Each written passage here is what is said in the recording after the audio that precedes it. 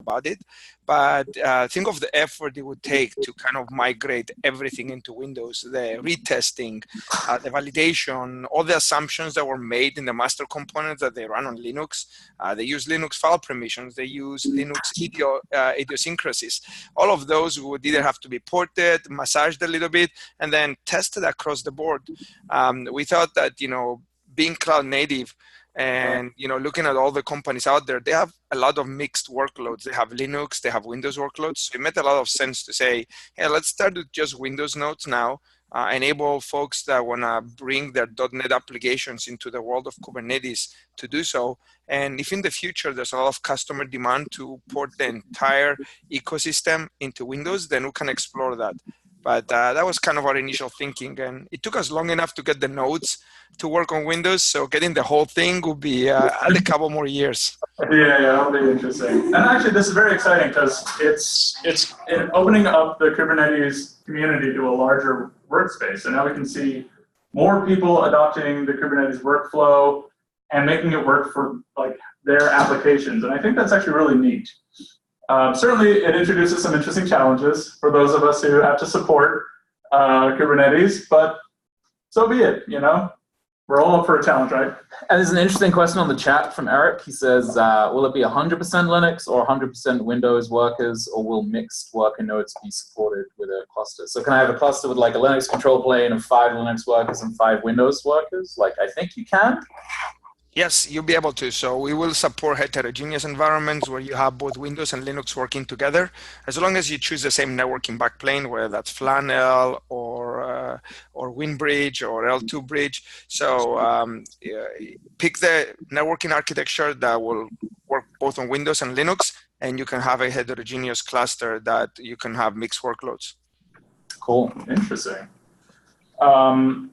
Cool. So any other news that anyone's excited about? I saw one thing that I thought was pretty neat, and I'm actually I was playing around with it, doing a demo during this, is the local storage provisioner has been set to GA, and I think that's really neat. If you're testing out a stateful application or something that needs some kind of storage, it's nice not to have to worry about shaving the yak and setting up I need to set up a Ceph cluster and to get persistent volume to work, and OpenEBS is my choice for Ceph, and all these extra steps. If you can just say just give me some storage and make sure that it persists somewhere and I can get it the next time, I think that really helps out the workflow. And that one of the people that's really going to benefit, I think, is Helm. So many of the stable charts assume I want to set up MySQL or WordPress or something, and everything relies on a PVC or a persistent volume. Then you got to set up an NFS VM at the same time and set it all up. And I was I had a Vagrant script which set up 3 nodes and an NFS, test all my PVC and PV stuff. But so how does the local provisioner work? So the local provisioner basically, what you should do is when you set up a volume, kind of the same way you set up volumes in the other categories, is you set up a persistent volume type and then give it the information. But the information that you need for local storage is just the mount point, but also the node that it's going to be running on. Okay. So it'll node select. You can set it up that way. It doesn't have to be, but you can say I want this persistent volume, cache essentially, to come from this node. Okay. So that you can, if a pod restarts and gets recycled, it can still find where the persistent volume is coming from. So it'll automatically schedule the pod on the node where you're trying to get the local volume. Yeah. Okay, that's cool.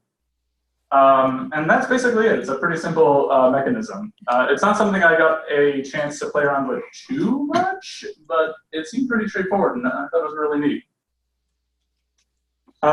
Anything out there in the public that you're excited for 1.14? Any new features that are alpha or beta that you're really excited for?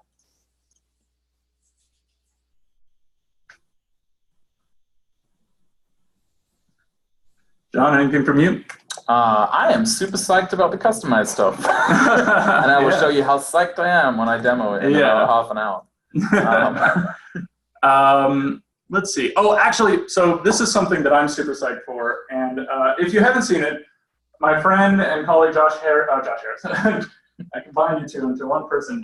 Josh Rosso and he was very excited about the kubeadm client sharing feature. I think I'm remembering that improperly, but the ability to share a kubeadm certificate across the control plane in a mechanism that makes sense for kubeadm, which makes the kubeadm HA creation or initialization workflow work a million times better. I'm super psyched for this. I don't know if he's on. And he wrote a blog on it. Yeah, he wrote a blog. And if you don't mind, paste it in the Zoom. Yeah, please do. So if everyone wants to peruse that blog, he's an awesome dude, super pumped up and positive about a lot of things, including tech. And he just jumped on this and wrote a blog post about it really quickly. I think this is awesome and just what we needed. If you use kubeadm like I do, this is game changing.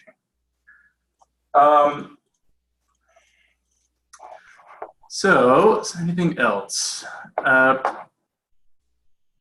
I want to get into some other pieces, some of the deprecation stuff. What was Duffie saying the other day? I don't know what Duffie's on yet. Was he saying now they've established timelines for deprecation of some of the old APIs? I don't know enough about that. So I'm going to look that up. Yeah, people will please probably do. find that interesting. One thing that's kind of a known issue, so I don't want this just to be oh great, 1.14's out, it's amazing, there's no problems with it whatsoever. This is an exploration of the release. And if you look in the release notes, you see that there's a core DNS issue. If the API server shuts down while core DNS is connected, it'll crash core DNS, which kind of hoses your entire Kubernetes cluster. So this is a known issue, so watch out for that. Try and keep your API server stable as long as you can. Josh, you're here. I was just talking about you. He looks like you. Yeah. So yeah, try and keep your API server as stable as possible. I know that this is cloud native and everything should be shifting sands, but this hopefully will be remediated soon. Since it's a known issue and part of the release, it hopefully will be patched pretty quickly and we'll have a 14.1 release out. So I found the deprecation stuff. Okay. So basically they've now set a timeline. I think by default in 1.16, they're going to deprecate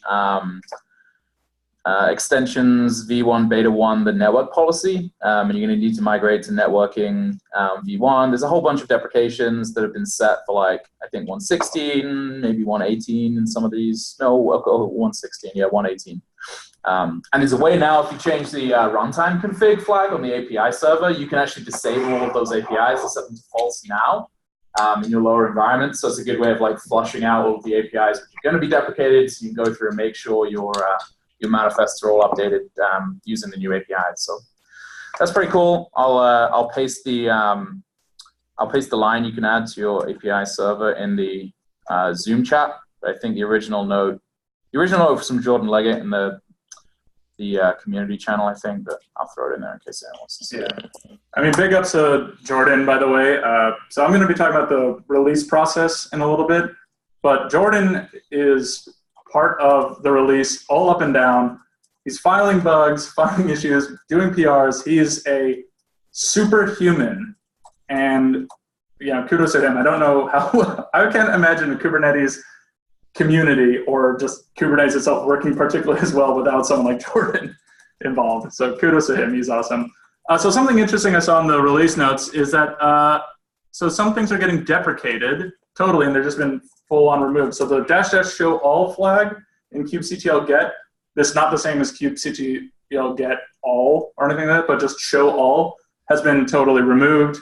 And experimental fail swap on flag has been completely removed. What did show all do anyway? I think I remember using show all back in the 1.2, 1.3 time frame, and it was basically like a -o wide or something. Okay, cool. It kind of, okay. If I recall properly. Like I said, it's been, oh my God, it's been a year or 2 years since then, which is how old? How does time work? And export, is export gone now, or is export is now gone? It's now gone forever. Yeah, okay. Export is now gone. So export, if you don't know, is kind of like doing a get-o YAML, but it removed some of the unnecessary fields like UID or creation timestamp, something that you might want where you're like, oh, I want to templatize this in an easy fashion. That's now gone, regrettably. But I think not a lot of people knew about it or used it, so that's why it's gone. Right. I feel like the way I found out about it was finding out it was being deprecated. I was like, every time I do a kubectl get YAML, and I'm like, okay, delete the UUID, delete the time. I don't need any of that. If only there was a way of doing this. And I was like, oh, that's all export does, and it's being deprecated. Thanks. Yeah. By the way, I'm constantly trying to fix my awesome haircut because it gives me these little wings. Me too. Josh, I don't mean to put you on the spot, but I was just talking about you and the kubeadm certificate stuff. Would you mind talking about that a little bit? You seemed excited about it, so much so that you wrote a blog post. So. Yeah, I'm psyched about it. So, I mean, the biggest thing, obviously, with our role around being field engineers, we're oftentimes helping people build orchestrations around kubeadm, and ensuring that they can bootstrap Kubernetes in a really clean way. And the reason that I think we're so psyched about it is just because it's always been a bit of a headache to worry about PKI and have to worry about moving certificates and keys around different hosts when bootstrapping. So yeah, I mean, I don't really have a ton to say about it. I think Duffie was thinking about demoing something around it in this meeting. Yeah, I think you're right. I think probably TGIK is still going. I don't see him on yet. But. That's okay. Cool. So thanks for that, Josh. Like, I started talking about him, I'm blanking. My brain just stopped working. So. Yeah, but it's cool because aside from those of us who are orchestrating kubeadm, I think it has a lot of benefit for projects that are in flight. So Cluster API and maybe even KubeSpray. I haven't really looked at KubeSpray in a while, but I would imagine it could benefit or at least simplify some of the orchestration it's perhaps doing around PKI. Again, I'm no KubeSpray expert, but it's just a change that the community's wanted for a really long time. And I know at least our customers that we work with have wanted for a really long time. So it's pretty exciting. Awesome. Thank you for that. So something I just noticed, and I don't know why I never noticed this before in the release notes, but something of interest to me is that we have a bunch of deprecated metrics. So Kubernetes no longer is supplying the metrics specified in that list. And that's something important to pay attention to. Like, monitoring and observation are important to the use of your cluster. And if you're using some of these archaic or older metrics and they're gone now, that's a pretty big heads up. And it's something that I never noticed before. Usually if I'm looking at the release notes, I want to see the cool stuff, like what's new, what's stable, what should I watch out for? I guess that's not really cool, but whatever. I never really cared about metrics before recently, and I've been getting into the observation sort of thing. And I think that that's pretty handy. Something I'm going to keep watch for in the future. None of them really stand out as particularly oh God, crap, this very useful one is being being removed. It's just something I noticed for the first time. I thought I'd call it out. Okay, so one thing I want to talk about during this kind of social hour is the release team process. So I was a bug triage shadow for the 1.14 release. You're welcome. I was very annoying. One of the roles of a bug triage shadow is basically we act as the annoying arm of the Kubernetes release team, being like, hey, your issue is milestoned at 1.14. Is this important? Is it not? It hasn't been updated in 20 days, or in some cases, 4 months. What's going on? And having to go through that during the entire cycle. If you're interested in contributing to the Kubernetes community and you're not exactly sure how, the release team is an awesome mechanism to do it. I've been using Kubernetes for a couple of years now, and this is the first release that I've contributed to. And it was a great way to get involved in the community, to get my name out there, but also to see other people's names, to know who else is out there who's interested in this and is working on it and is dedicating 3 months of their lives, essentially working a second job. I don't want to scare you, but there are ebbs and flows. There's some times where I wasn't doing a whole lot, and then some weeks where I was working 16 hours. But part of that was to give all of us a stable and useful release of Kubernetes. So I implore everyone to join. We are actually looking for shadows for the 1.15 release now. If you're interested, please join SIG release. There is a survey that you need to. It's like Google Forms. It's a Google Forms survey that kind of just like, who are you? You know, what? How do we contact you if we want to select you? What are you interested in Kubernetes? Blah blah blah. It just runs through that. It's a form that Stephen Augustus, one of the PMs of SIG release, put together for 1.14, and it's being like worked on as time goes. So 1.15 is the second time we've done it, and it seems like it's going pretty well. So I'm actually the bug triage lead for 1.15, partially because I was very interested in continuing my involvement, but also nobody else really wanted to do it. Is that the usual progression? Like if you shadow one release, you're like expected to like lead the next one, or the next one plus one? It depends on what happens. So like in the case of like bug triage, Nico, who was our leader, our glorious leader, who did a very, very, very good job. He had, I think, about 6 shadows under wow, it. okay. Yeah, so he had a decent workforce to work with, but also a bunch of people to kind of like finagle, right? And he did a very good job of it. And he worked as a shadow on bug triage and then a lead for 2 releases. And then when he was like, I want to move on to another part of the release team, he asked if there was anybody else who wanted to step up. And I was like, I'll do it. Cool. That's basically what does bug triage do? What's like day in the life of bug triage? So day in the life of bug triage. For the first half of the cycle, it's literally nothing. I'm not kidding. I mean, there are things we can do to. There are no bugs in Kubernetes. What are you talking about? I don't need to talk to anybody. Basically, for the first part of it, not everything's been milestoned yet. And so we're waiting to get like all the enhancements in place and all the issues associated with that. And then when code freeze is coming, that's when the bug triage steps up its game, and then we have a list of tickets that are like not been worked on in X amount of time, blah, blah, blah. And so we just go through all of these tickets, constantly going through tickets, even ones that we've already talked to like 5 days ago. We go back and say like, hey, I haven't heard anything, or if they message you, message them back.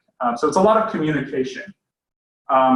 It's making sure that the right people are looking at issues, the right people are looking at PRs, and so that everything that's identified in 1.14 ahead of code thaw is in place, because if your PR is outstanding, when code thaw happens, it could get lost in the shuffle of all the other things that have been identified that can go into that release. So we're trying to get all that in, and it's a lot of like I said, a lot of communication, a lot of bugging people, kind of being annoying, but that's our role, is to be annoying.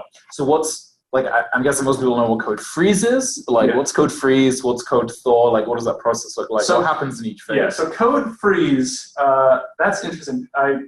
It's hard for me to describe, but basically code freeze, like, we're not accepting any code or any PRs at this time. Like, once code freeze happens, we're like, we need to make sure that everything's stable. After code freeze happens, code thaw can like, once we've kind of like got a release that's fairly stable, the rest of the PRs can come in and get tested against that baseline. Okay, cool. Is my understanding of it. I may be wildly wrong, and that would be a big problem. I don't think I am, though. So anyone interested in or has worked on the release team in the past or is interested in the release team, like, what, you want to talk about it, or is this like totally not interesting to anybody? I will say there was also a recent the Google podcast, Kubernetes podcast. They had an interview with Aaron Quickenberger, and he talked about the same release. And then they also went into that whole bit about, how do you choose a release lead and stuff like that. And they talked about the one that's coming up for 1.15 as well. So that process, he goes through it a little bit there. He also mentions how he got the name Sigbeard. Yeah, that was, I think. He was the overall release manager. He was the release lead, yeah. So there are a lot of different teams that go into the release. There's communication, which our buddy George Castro of VMware is the lead of communications for 1.15. There's communication, bug triage. I'm doing this all like off my head. There's the release team, who are like the heads, the PMs of the release. Enhancements, CI signal, release notes, documentation. QA. What's that? QA?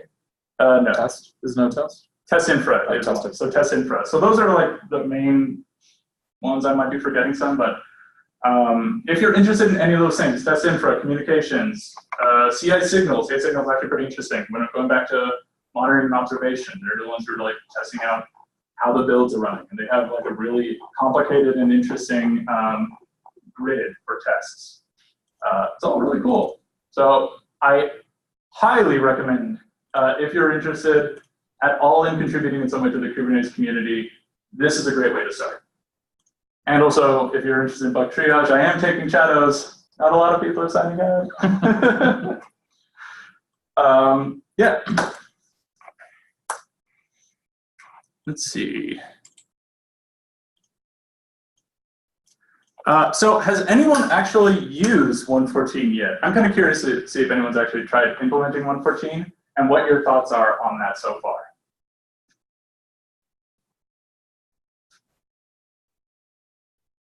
So I've only recently deployed 1.14 in a kind configuration, so kind Kubernetes and Docker. Well, I'm glad to report that the API still looks exactly the same, and kubectl still functions exactly the same, so we did it, gang. But that was also really cool. The kind supported 1.14 almost immediately as well, right? Yeah. Like you see kind version 1.14 and everything just worked. Awesome. Yeah, I was really happy about that. And part of the reason why that is the case is that kind is part of the test infra for release now. Oh, cool. Yeah, so I think it was Minikube before, and now we're using kind. Actually, I just remembered something.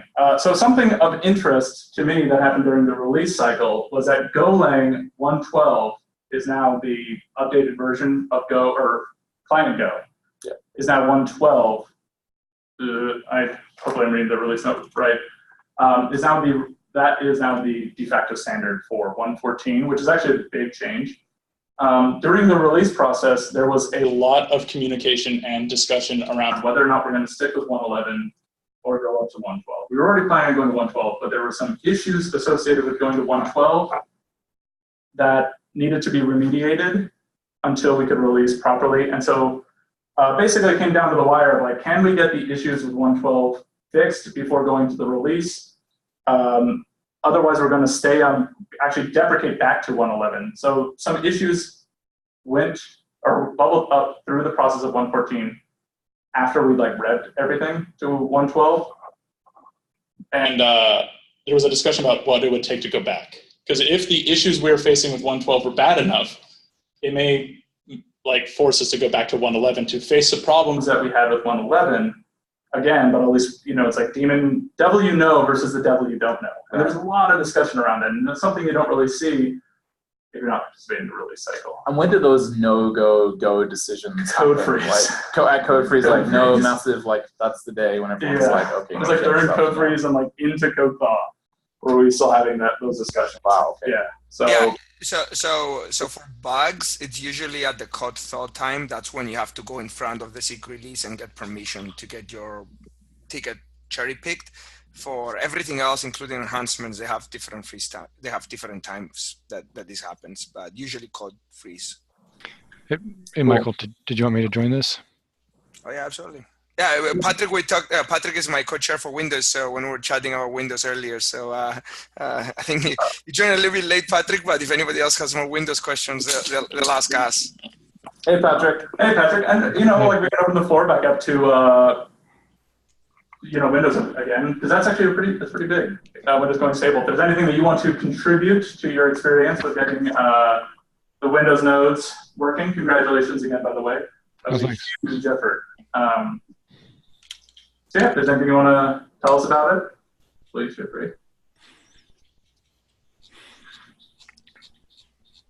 Actually, I got a question for you, SIG Windows guys. This is something I posted in our my team's internal channel, and it was, can I run, now that we got Windows containers, can I run an MS-DOS container, and can I run Ultima 7 from that MS-DOS container? Well, so in order to run DOS, you still need this old, they had like some virtual DOS manager thing that was in NT. I don't think that actually works in a container, so that's not going to work. But Nicholas, that brings me back to 2004 or something when virtual machines were a thing and someone wanted to run Microsoft Bob in a VM. Come on now. I haven't thought about Microsoft Bob in a decade. Yeah.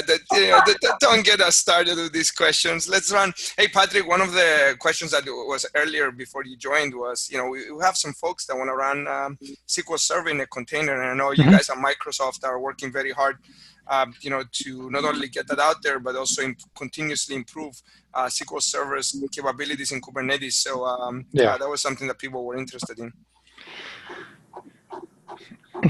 Yeah, so SQL Server team's already gone pretty far down that path, and they have containers published for Linux and Windows already with developer editions, and then I don't remember which SKU they have for the database engine, but those are available. And like at KubeCon, one of the demos they did was actually showing the cross-OS connectivity running SQL on Linux with a .NET Framework 4 app on Windows, and that was all managed to Kubernetes, and that works just fine.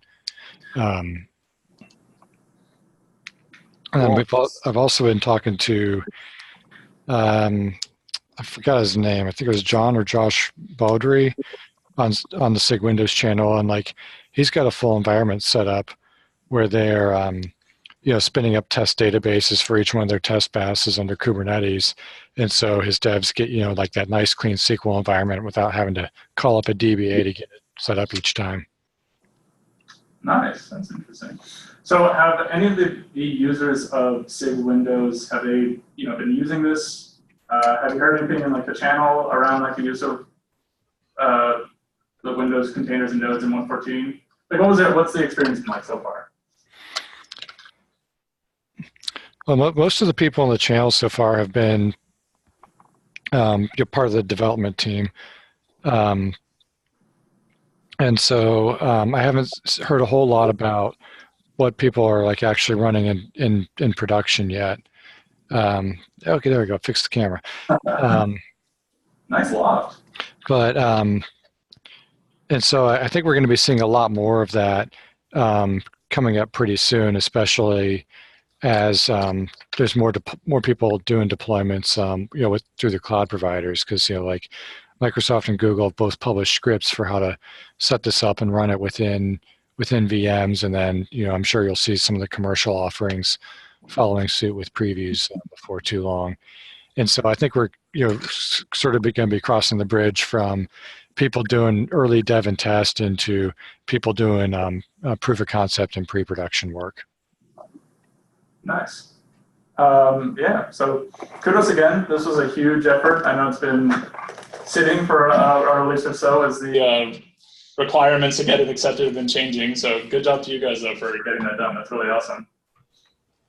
Oh my goodness, there's like 40-some people here. And I would like TGIK must have just finished because like we just got 10 extra people. So this is the thing, is that like I think we were confused on the timing, because I usually do like this is us doing this for the first time. I usually do like about an hour and a half for TGIK, and then we said 3 o'clock for TGIK, but I think everybody's in different time zones, so nobody knows what the hell's going on. That's for sure. Some of the people I work with are in Singapore, and talk about a time zone difference. So yeah, if you want to join us, we're in Anchorage. If not, if you're happy there, let me take a breather, and then I'll come join y'all. Cool. Sounds good. Wow, I like that attic. Who's that person that's like sitting in the top of the house there? That was a cool picture. Yeah, the loft, Patrick. Oh, that's me. That's Patrick. Yeah. I switched from my office back to my home office, but then I had a cat here begging for attention. But that's perfect. This SIG release was codenamed Kubernetes. Yeah, exactly. And we can't be that far away from you either, Patrick. So we should do the next one from your loft. Yeah. I've got a parking problem, but That's a good save. Patrick. All right. So anything else in the 1.14 release that anyone is like excited about or want to talk about? I'm Duffie, excited. welcome. I'm excited about a couple of things that came in the 1.14 release. I'm excited about kubectl auth can list. Yeah. And I'm excited about this for a couple of different reasons. This command, I can actually share my screen and kind of show it off if you want. Cool. If you want, so yeah, part of what we were hoping to do for the 1.14 release party was do some demos of things that we thought were interesting that somebody might want to see. So please be gentle with us. It is a live demo, so maybe not everything's going to work exactly as we want, but all right, Duffie, if you want to take it away, please. We can promise you we've practiced them for at least 5 minutes. Yeah. Here, let me figure out how to share my screen. Desktop 2, share me. All right, can you all see my screen? I can see something. There we go. Yeah.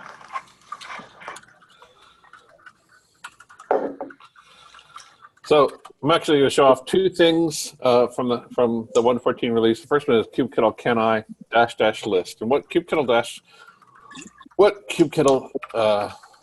can -- list does. So there's this command can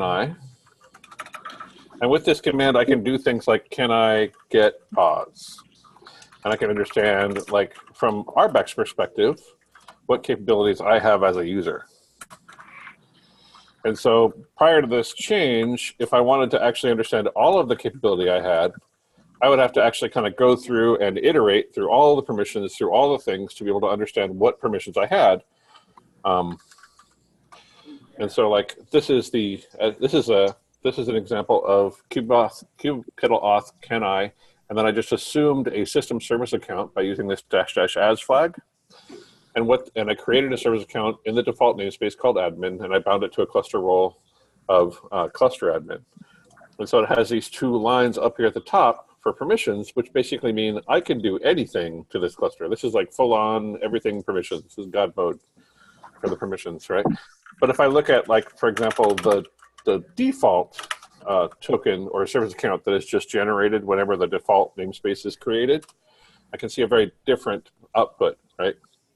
I still have some of this discovery stuff because I'm an authenticated user, but I don't have that kind of God mode permission that you see in these first 2 lines. But prior to this change, when you were trying to understand, okay, well, how much permission does the admin user have? Like, what specific permissions do you have? You would have to go through and evaluate each of the role bindings that might associate with that user and kind of like poke holes in it until you finally figured out exactly what the right permissions were. This is a way of just saying, just show me all the permissions that this user has, which I think is really cool. And it represents also an API change in Client Go.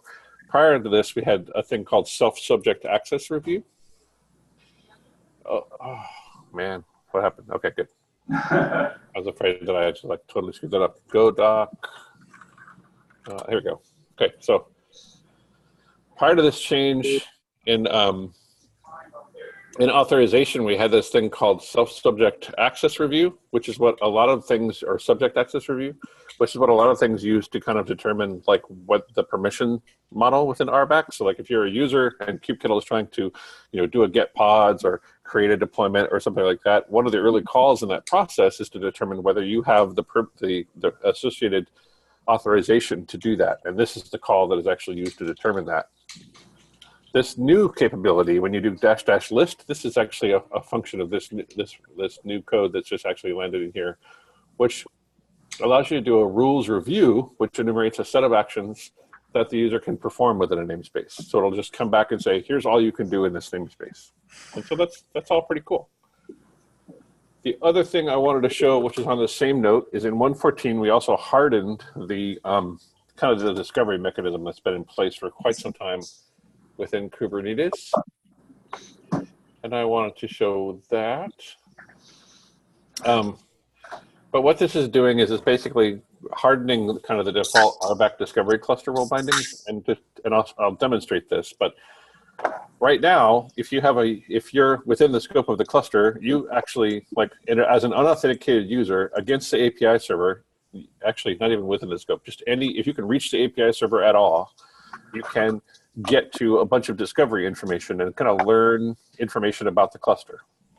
For example, if I do kubectl API resources, I can see all of the objects that this cluster actually exposes. And so in this case, if I were to set up like a new custom resource definition or anything else like that, I'd be able to see that in this list. And those things are exposed to unauthenticated users. Even if I'm not using a kube credential, I can do that. And so to show that real quick, let's just jump in here. Exec bash. So here's my. So what so I've just started up like a little bash container inside of here, and I'm going to use curl to interact with the internal representation of the API server. And in a 1.14 cluster, when I try that, I get the following result. It says system anonymous cannot get the API's path. But what happens if I try this in a 1.13 or before cluster?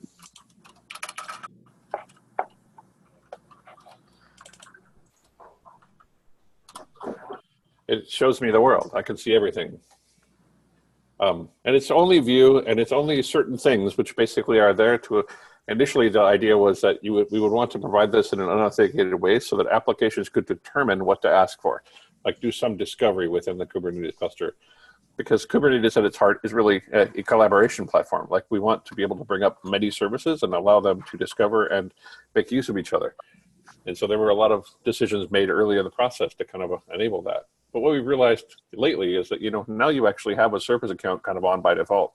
There's no reason for you to ever be unauthenticated, right? And so when we're doing discovery, you could just use the service account to actually authenticate to the API server and get this discovery mechanism. Rather than assuming that I have to expose that to the world, I can just expose it to those users or to those applications that are authenticated. This is a pretty good improvement generally in the security or the default security of your Kubernetes clusters. Yeah, it seems like it reduces at least one attack vector where you have just a port that's open to anyone. Yeah. That's pretty neat. I didn't see that the I really liked the structure of that. It was kind of neat to see, like, here's all the APIs you can access, right? Yeah. That's really cool. I think that's really powerful. Hey, Duffie, like, it's been something that I've looked for a while, and I don't know if you finally got it right. Do you know if there's a who am I? Sorry, I'm trying to hear it. Can you repeat the question? Is there a who am I endpoint? Almost. Or there isn't a who am I, but there is some work being done across this thing called who can. But yeah, from the who am I perspective, there still isn't a hook that tells you that. I think they kind of want to keep that. Because, if you think about it from Kubernetes perspective, you're either system authenticated or system unauthenticated. They don't have an idea of the user per se once you get into it, right? Because that's just going to map to the permissions bit. Yeah, but when you on the 1.14 cluster, when you try to actually get those, it says, oh, user, system anonymous. Yeah. You do it. So like that information does leak out. It's just you have to like fake it somehow. Yeah. Yeah. And I think that like if I were really pushing for that capability, I could do kubeconfig or kubectl config view. This is how I'm actually authenticated. And so like that doesn't actually tell you what your name is that you authenticate. It doesn't, yeah. But at the same time, from there I can kind of derive, okay, well, this user has this permission. And that's where kind of like the list stuff comes in.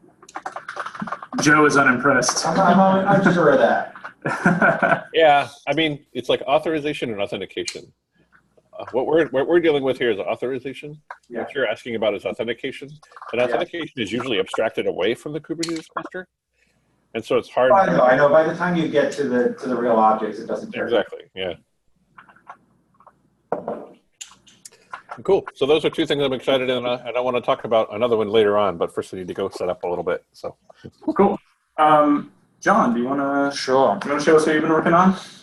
But before that, so thoughts? Anyone? Like, is this something that you guys are interested in? Like, do you guys work in a multi-tenant environment that this is something that you can use really?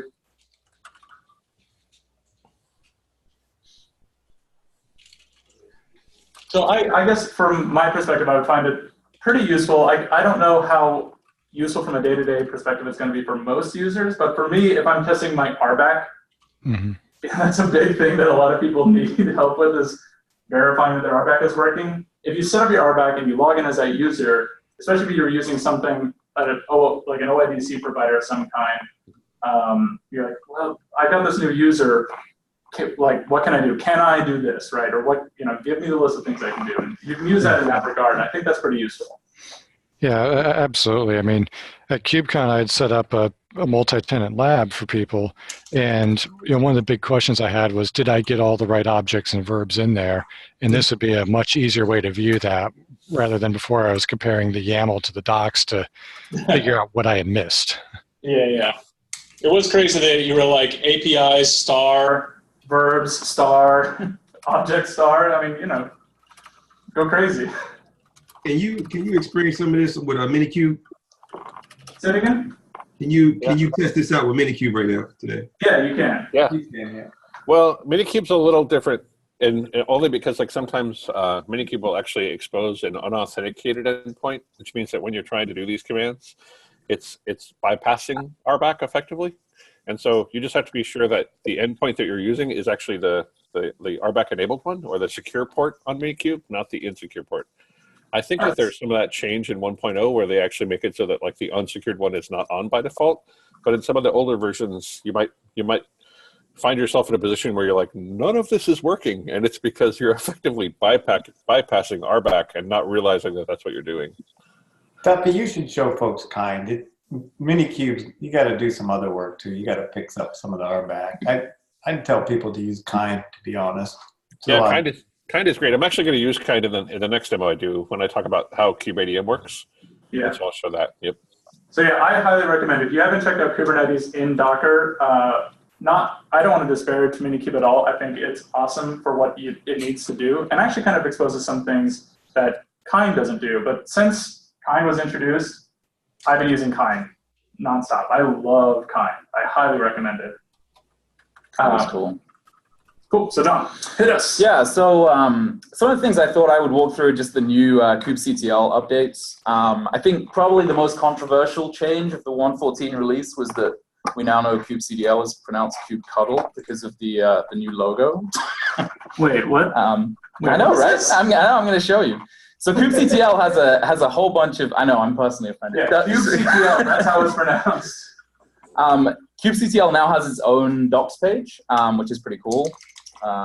You can go to. If I can resume my share. You can go to kubectl.docs.kubernetes.io, and it has this cool new logo up here on the left-hand side, which looks like a multicolored cuttlefish. Yeah, right. So now with 7 legs. Does it really? Does it have 7 legs? Oh, yeah, wow. no, So it does. Okay, cool. The cuttlefish is on brand. Yeah. Joe's the Hardening brand. There is an octopus with 7 legs. But it actually has it's called a septopus. Yeah, I was going to say, that sounds more like a septopus to me. But it's like a vestigial 8th leg that's like used as part of the reproductive system or something like that. Like if I were going to redo like another Kubernetes book, that's the animal I would want on the cover. That's the email to O'Reilly. I need a septopus, please. And they're like, too bad, you're getting a bird. So this docs page is really cool. On the left-hand side, you got the menu and all the different kinds of things you can do with kubectl. But one of the cool things that they merged into kubectl now is functionality for a tool called Kustomize. I actually hadn't played with Kustomize before I was going to do this demo. So Kustomize is pretty cool. So when we're working with Kubernetes and manifests, we can get a lot of stuff from upstream. We might be using Helm, where the charts come for us, and we can override certain values. But sometimes we need to still modify those manifests before we apply them to the cluster. We want to apply our own overrides. I personally have spent a whole bunch of time messing around with sed and copying and pasting and all that kind of stuff. So Kustomize is a really cool tool where you can define your overrides and define kind of like a hierarchy of YAML, and then you can override some of those pieces. You can apply those to the cluster. And now that function, it used to be a standalone CLI tool, and now some of that functionality is actually baked into kubectl. So I just wanted to walk through, and Kustomize is still a separate repo. So if you go on GitHub, you can go to github.com kubernetes6/kustomize. So all the code still lives in there, and some good examples on there. But I just wanted to walk through using kubectl now in 1.14 and some of the things you can do with Kustomize. So this is probably a little more about Kustomize than kubectl, but we're going to look at it. So I got 4 kind of different examples that you can play with, and I'm actually using a kind cluster here. So I can really do kind get cluster name test cluster. Does that work? Oh, unknown name. Maybe I just get clusters.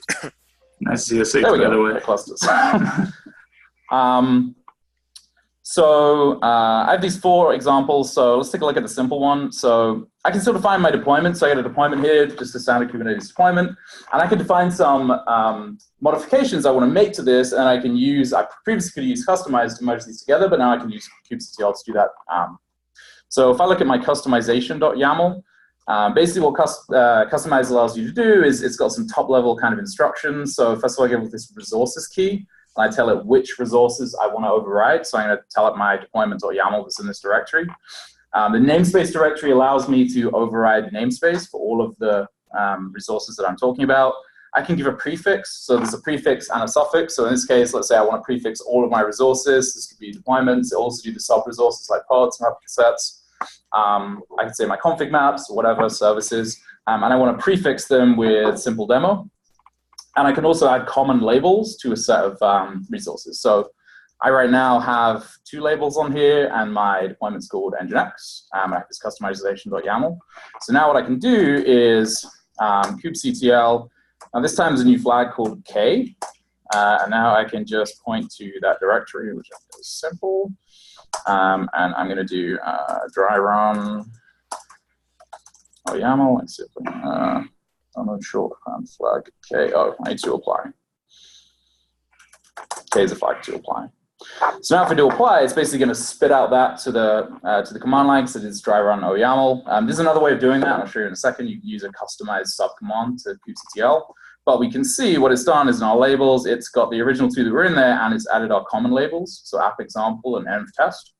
And it's got ahead and created this name prefix. So if I take a look at the name, it's got the existing one, which was Nginx. It's prefixed it with simple demo, and it's changed the namespace to my app NS. So this is like super simple functionality of Kustomize. And I'm going to go into a couple of different things that Kustomize can do. If you don't want to faff around with this like dry run OYAML, there's also a kubectl Kustomize, I think. And then you can just give it the directory. This works. There we go. So that does the same thing. So if you don't want to have to do an apply-k and give it the dry run-o YAML, you can do kubectl, Kustomize, and then just give it a build directory. So let's take a slightly more complex example. Let's go take a look at this merge directory. So this is one where I might want to do a few more changes. So the customization.yaml file gives us some top-level commands, like change the namespace, change the prefix and common labels and stuff like that. But we might want to actually change some more arbitrary fields in the YAML. So let's take a look at a deployment again. Kind of the same. This time I don't have a replicas set in here. And I've got some limits set for my Nginx containers at the bottom. If I go to take a look at my customization.yaml, I'm telling it, go ahead and operate on this deployment.yaml, the one I just showed. And this time I use this patches strategic merge directive to say, go look at this patch.yaml file, and then go calculate a merge between that patch.yaml and my deployment, and then go ahead and apply that. So if we take a look at my patch.yaml, I'm defining a similar structure, but I'm just defining the keys that I need at the top level. And what I'm going to do is, we can see I'm going to override the number of replicas. So I'm actually going to add this key. So I add replicas 3. I'm going to override the limits for the limits in the request for CPU. So you can see in the original one, it was 0.2 and 0.1. If we go to patch, we can see I'm going to override that to 1 and 0.5. So this time, if I do my kubectl apply, I'll use Kustomize again. And give it this time it's the merge directory. Now, if we look at what's spit out, we can see it's my original top-level deployment, but it's added in replicas 3. And it's modified my requests to the patch. Okay, so this is just a simple way that I can override some more arbitrary values rather than using those top-level directives in the Kustomize. So now let's look at a more complex example. I'm going to look at overlays. So overlays in Kustomize allow you to define a hierarchy. So I can have like a base set of YAML that I want to use as a baseline or a generic, let's say, if I was doing different environments or different like a canary release or different zones in AWS or whatever, I need to override certain pieces in the YAML. So I can define my base, which again is just a deployment. So you notice this doesn't have any replicas, and it's back to the original CPU limits. There we go. I also have a customization in here, and all I'm saying is operate on deployment.yaml, right? Now the magic is down in my overlays folder. So if I go down to overlays, I can see there's a dev and a prod.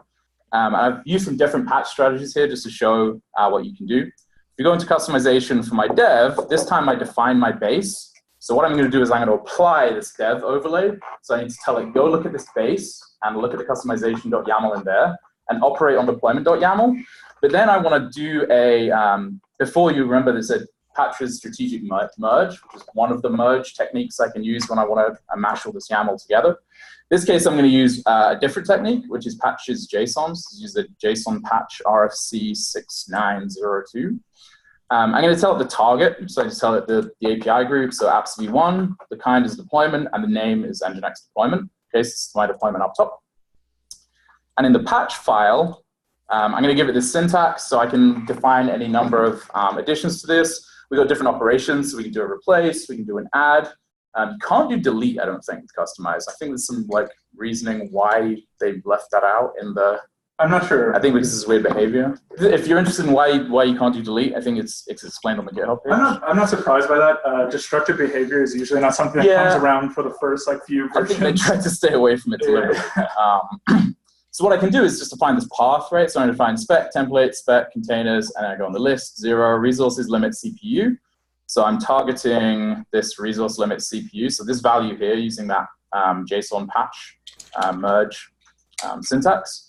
And I want to override this to be a value of 4.0. I don't know whether that makes sense or not. But. So I'm in the dev. So this time I want to go ahead and do an overlays example, overlays directory, and then dev. I go apply that. And we can see it's gone ahead and changed that resource limit to 4. Okay, so this time I'm using a JSON. But it's still using that common base, right? So I can define all of my common stuff in the base deployment, and I can just override with these patches. So if we take a look at my prod customization, which is another overlay, if I go into my customization, I'm using the JSON patch again. I'm talking to the base, and you can actually override multiple bases here. So bases is a list. So if I have 3 or 4 different bases I want to merge together, I can refer to multiple bases. And my patch for prod is going to be adding a replicas field. Okay, so I'm using a different operation for the JSON patch. I'm saying I want to go ahead and add /spec/replicas. So this is from the root of the YAML, and I want to change the value to 3. So if I go ahead and deploy this one, so prod, it's basically going to throw this out, but it's going to add my replicas equal 3. So this is basically a really short introduction to how Kustomize works. Kustomize existed before, but in 1.14, all of this functionality is kind of built into kubectl. So before people would do, Kustomize, build, output to standard out, and then pipe that into kubectl apply, so it all got applied. But now we can just do kubectl apply -k instead of -f, give it a customized path, and as long as it reads everything. There's some cool stuff as well where you can do kubectl diff, I think. I think it's called diff. There we go. So I can do kubectl diff -k and give it a path. And this will actually give me a visual diff from my local output of kubectl and the customized patches applied and the cluster. So look at what's actually going to get created. So we can see all these clusters. This doesn't exist on the cluster right now. So it would go ahead and apply all of these pieces. Now this does require an API server flag. It requires that server diff is switched on, or server apply is switched. Server dry run is switched on, which I think is in alpha. Okay. So I had to spin up. I'm using kind for this in 1.14, so that flag is on. So you need the server side dry run flag applied for this. But this is pretty cool. You can just diff okay, what's actually getting applied? I don't know how sophisticated it is. Whether you'd want to rely on it as as a state of the cluster versus state of local, but just for small examples, it's pretty cool. That's really awesome. I actually didn't know about all that, the kubectl customized integration. I think that's pretty dope. That's going to, I think, really help out a lot of people. I think there is some controversy in the community around sort of merging Kustomize in there, because I think there are folks who feel like this isn't the end of the story. There's other ways to skin this cat. right? And so it's definitely useful having something in there. Like if you want to like do fine-grained management of overriding different image versions, like you can do that with the overlays, but it gets pretty fiddly to essentially do a bunch of patches just to do that stuff.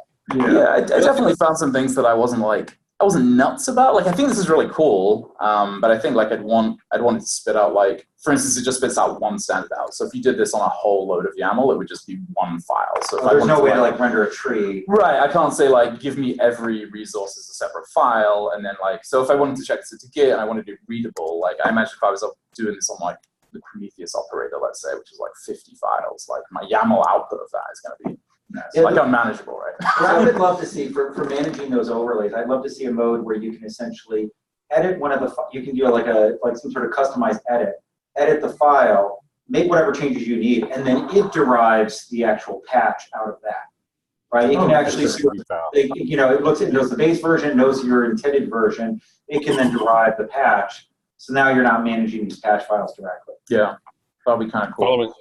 Following like a systemd semantic or something, right? Where you say systemd edit a systemd unit. It doesn't give you the systemd unit, it gives you an overlay that you can overwrite particular arguments with. That would be cool. Yeah, I think that would make it a lot more usable for managing those overlays. You know what everyone loves in the Linux community? Systemd. There's actually one other cool thing that Kustomize does, which I didn't cover, which is it has generators built in for secrets and config maps. So what it'll do is you basically define your config map with the same kind of structure, and you define a config, like my config map's called config1, and in my deployment I can say use config1, but each time I generate the config, it'll append a hash, and it appends the hash to the name of it in every deployment. So then you can do rolling updates, so when you apply the config, it's always called a different thing, and then the deployment will always roll to use the new version of the config. That is a game changer. Holy cow. Well, right. I mean, yeah, so it's interesting because like when we were doing config map and looking at this stuff, some places you want to view this as a separate sort of global level thing, but in a lot of cases, config map is sort of logically a child of a deployment. Right. Right, and this actually makes that be effective. And I think it came out, there was different behavior, right? Like if you were mounting them as a config map, it would change on the fly. But if you're mounting it as an environment variable, like you would have to bounce the pods for that to take effect. So I think you can actually disable not every that process behavior. knows how to read the stuff in Right. either. Yeah, absolutely. And you can disable that behavior. You can disable the suffix hashing if you want like a global or whatever. But that's just another cool thing to do this. Interesting. All right, I'm gonna have to explore this a bit more. Anybody on the wire? What are your thoughts on Kustomize and the integration with kubectl?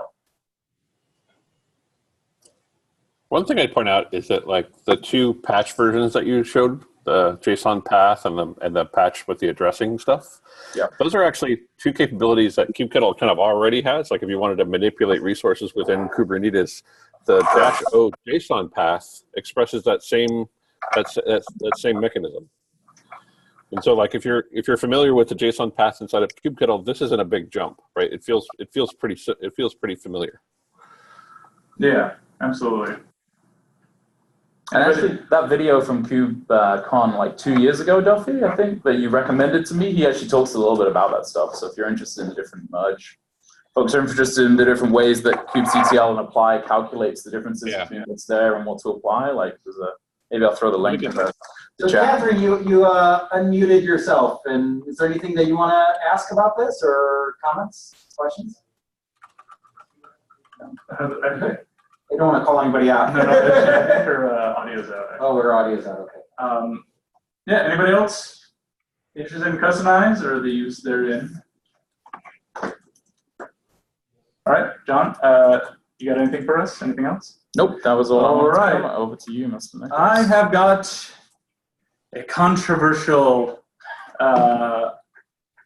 thing to show you. It's actually my PR into Kubernetes. This is actually the PR that got me org membership. So it's now in 1.14. Yeah. So basically, the reason why this is controversial is that pod presets are actually getting scoped out of tree of the Kubernetes repo. It's going to be in its own admission controller project, much like all the other admission controllers and many of the feature gates. But this one kind of squeaked in at the last minute, and it completes the story of the pod preset function admission controller, essentially. And so what I did was I was working with a group of people who needed pod presets to work the same way on init containers as they do on regular containers. And for some reason, pod presets didn't work on init containers at all. They weren't scoped at all in the code. And so I added a medium-sized little PR that got added to Kubernetes 1.14 that completes the story. So now init containers will have the same variable set in their environment variables, or however you set a pod preset. The same pod presets that affect the regular container will also affect the init container. And so I'll demo that really quickly while I figure out which direction my monitors are on my screen. So I'm gonna share. Yes, share my screen. All right. Yep. Okay, cool. Can everyone see my screen? That might be a little bit small, hopefully. So. It is a little small. All right. Oh, you're sharing like the big screen. Yeah, let me see if I can fix this really quickly. Control-Shift+. This is Arc, and everything is complicated on Arc, just the way I like it. All right. Sorry, guys. I'm going to have to do it this way. I just don't know how to do it any other way. So, all right, using kubectl get pods. First off, you might notice this weird path, go bin kubectl get pods. I forgot to update my local kubectl to anything beyond 1.9, and so it wasn't working on the 1.14 kind I set up. So here we go. First off, something kind of interesting that I had to do to get this to work for the demo is that using kind does not accept feature gates or admission controllers in the kind config when you're setting up a cluster. There are ways to patch a kubeadm config during the setup of a kind cluster, but I couldn't figure that out, and so I did something a little bit more dangerous and a little bit kind of interesting, I think. So I'm going to add this other terminal here really quick and do docker exec bin bash. This is my sudo password. Please don't steal. Not that you can see it, actually. I'm kidding. And I had to do a bunch of sed commands. And so I'm logged into the master controller, which is actually the only node in this kind cluster. And so kind, when you try to like SSH into a kind node, which is running as a Docker container, or not even SSH, Docker exec in, there isn't a Vim or an Emac or a Nano. So the war between what your favorite text editor doesn't exist in this plane. I found the only way to edit something was using the sed command. So here I'm doing a sed using octothorps or hashes as my regex delineator. And I'm just adding in, underneath the TLS private keys section, a runtime config to add the settings. V1 alpha 1 is true, and the other one is sed. And the other one is adding the pod presets to the admission plugins here. And so once you set those changes, you kind of have to do it twice. Kind will automatically re-roll the API server container, and the changes will be in place. And so these are some of the things, little kind of hacky things you have to do to get kind to work exactly the way you want it to right now. It's not kind that re-rolls it, it's the kubelet that does it? That is the kubelet that re-rolls it. Sorry, but I mean, it's called the static manifest, yeah. Yeah, so since, like I said, since kind doesn't have these features in its config right now, these are some of the things you have to do to get some of the fringe features of Kubernetes working. So that's something kind of interesting for you if you're inclined to try something new in kind. This might be a route you have to take. I'm going to kill that one. So really quickly, actually, just to show off the kind config really quick. Let's see what's in here. Config. You'll see here at the bottom, this is where I tried to add feature gates to kubeadm. This doesn't work, so don't do that. I'm just giving you a demo of what not to do. Don't do this. The rest of this actually works, though. Basically, the way that this works is if these fields in a kubeadm config are templatized, they will be picked up in this command. Feature gates are not accepted in the are not templatized just yet. There's an issue of an in-kind to accept that, but we're not there yet. So kind of an interesting thing. So you can configure your entire kind cluster here. So kind is type cluster. That's a little bit confusing. API version, kind SIGs, and then you can set your control plane. So you want one control plane and 3 workers. So that's how you can set. You can also do like multiple control plane nodes if you want to have them try and like do an HA thing. You'll have to do a little bit extra work. I think some of us in the community and maybe even on the call are trying to figure out a kind HA kubeadm sort of thing. So that's kind of a breakdown of the kind config file.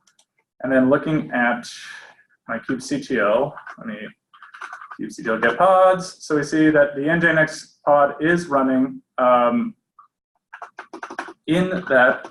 Let's do a describe of it. Actually, I'll just do get pods nginx -o YAML. I like to output everything in YAML because I'm a lunatic, I guess.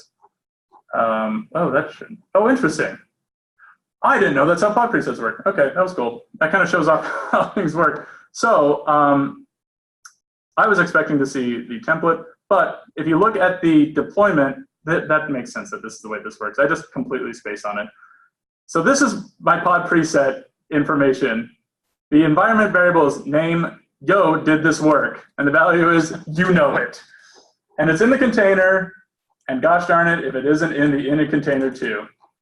So the way that the pod preset works is it is an admission controller. Before the idea of a mutating webhook existed, we had like all of them existed as admission controllers, and they were all kind of jumbled up together. And so in this case, the pod preset is a mutating webhook. So if the Kubernetes API server sees that your pod is labeled with the label that the pod preset is expecting, it will then modify the JSON that's getting passed to the API server and essentially change your deployment whole hog. I actually forgot that it did it in this case. I was kind of hoping just to get the deployment spec without any of the modification, but here we are. And you see here that if you get the end result of the YAML, it has the annotation that the pod preset init test, which is the name of the pod preset I created, is added. And that's basically it. I was going to go through and just show like if you go into the init container, see the logs and do the export, you'll see that the information's there. But this is actually a more succinct demo. So yeah, we whoopsie-daisied into success here. You know it. This is awesome. Oh, Fabrizio actually says kind already supports HA. I'm sorry, you're right. As soon as I was saying that, I'm like, that doesn't sound right.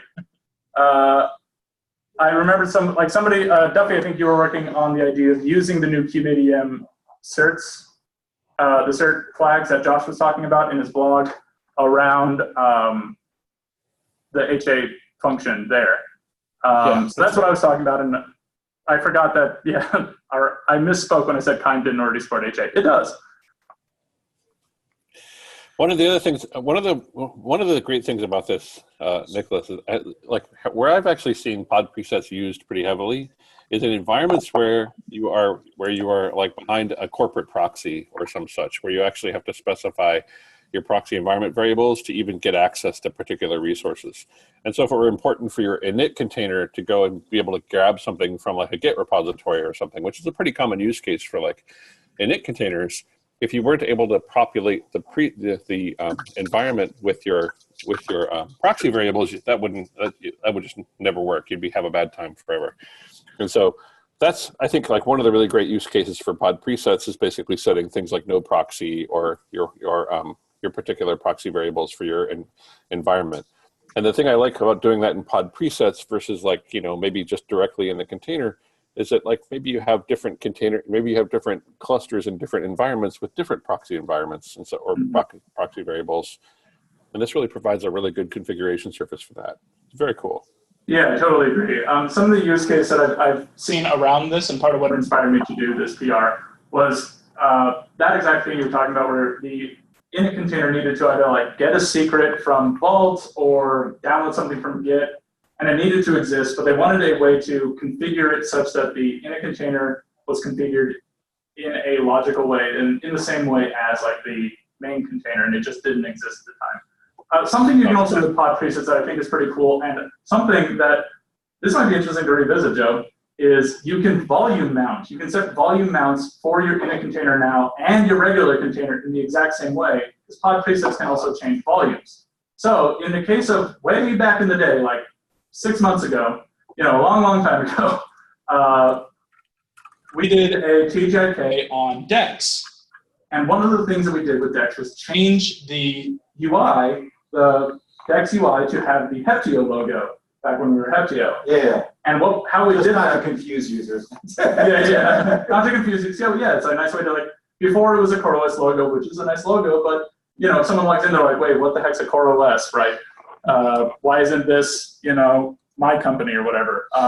Yeah, but we had to play some shenanigans with volume mounts, right? Yes, exactly. And so pod presets kind of allows us to do that, where you can create a volume mount of empty dir for both the init container and the main container in the same place, which is from the pod preset. Okay. And so this kind of streamlines that configuration exactly as Joe's mentioned. Because before doing something like that, if you want to do a volume mount between the two two containers, it's not that big of a hassle, but it's not the best thing in the world either. Kustomize kind of fits this function as well, where you can have the same configuration apply for init containers as regular containers.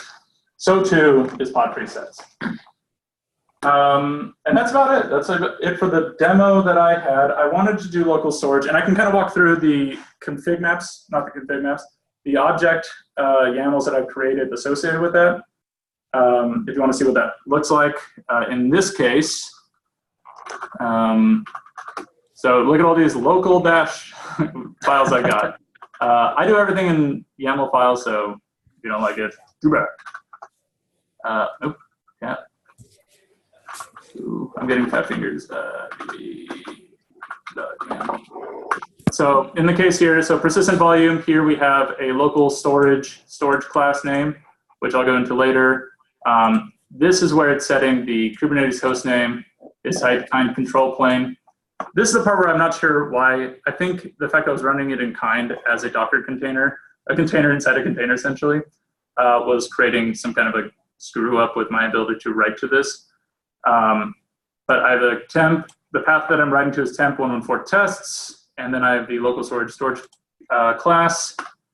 And then if we go to the storage class really quick, it's just a really simple storage class, Kubernetes IO/no provisioner, volume binding mode, wait first for consumer. Basically, it won't bind the volume until it's consumed, which I always enjoy.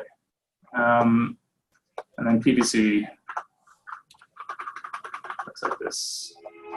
So it's just storage class name, local storage. This should probably be the volume here, now I think about it. And then that's about it. It's pretty simple, pretty straightforward for the storage mechanism. It works exactly the same. I just didn't see any great success for right now, but I also was trying to do it kind of last minute. So, oh well.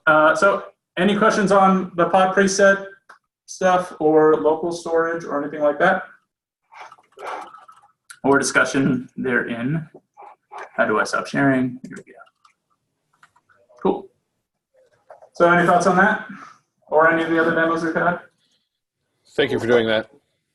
You're welcome. You're welcome, everyone, for the medium-sized PR that I landed. It includes tests. You're welcome. That's kind of it. Yeah, exactly. And thank you, Duffie and John, for doing your demos. That was awesome. We learned some pretty cool stuff. Duffie's got one more. Duffie, You got one more, right, Duffie? I forgot. I've got another couple demos for you if you want to see them. All right, yeah, I do love to see them. All right. So let me share my screen again.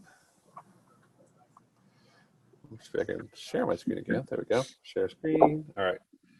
So first, everybody's been talking about kind. I'm just going to do a quick overview of what that is and what it's capable of, which is actually pretty awesome. So kind is Kubernetes and Docker. To be fair, before kind came along, I was kind of already doing this with kubeadm DND, which is a very interesting way of solving the same problem. It provides it kind of hacks. It is quite a bit more of a hack job of getting to where you need to be, but it was actually really great for me from 1.8 all the way up to recent, because in my day-to-day life, I find that I quickly need Kubernetes clusters that I just need to show stuff off on. So you probably see me use kind on TGIK. And if you're not aware of TGIK, you should check out j.hep.io. You should totally go see that, so that we're actually making sure that we're like talking about this in both directions. So let me bring that up real quick. j.hep.io/TGIK. You go there, you can see a bunch of talks. One that was actually just put up by Joe that talks about a bunch of different things that we're kind of playing with or that we've discovered in the Kubernetes community. We do it every Friday at 1 o'clock. Go check it out. It's very, very cool. The thing I want to show you right now, though, is kind. So if you go to sigs.k8s.io, which is a vanity URL for kubernetes.sigs on the GitHub repository, /kind, it'll show you the repository where this is being used. Kind is actually fitting into the ecosystem in a variety of really interesting places, including the ability to actually use kind to bring up a Kubernetes cluster and do testing on it. There's now the capability within the Kubernetes repo to actually request that kind do an E2E test against your particular merge. So if you have a PR up, you can actually request that kind actually spin up a temporary cluster leveraging it and do an E2E run against your particular merge and make sure all of that stuff works. And so that's kind of like one of the target use cases. I use it for kind of like a daily driver. And so I wanted to show kind of like what that means.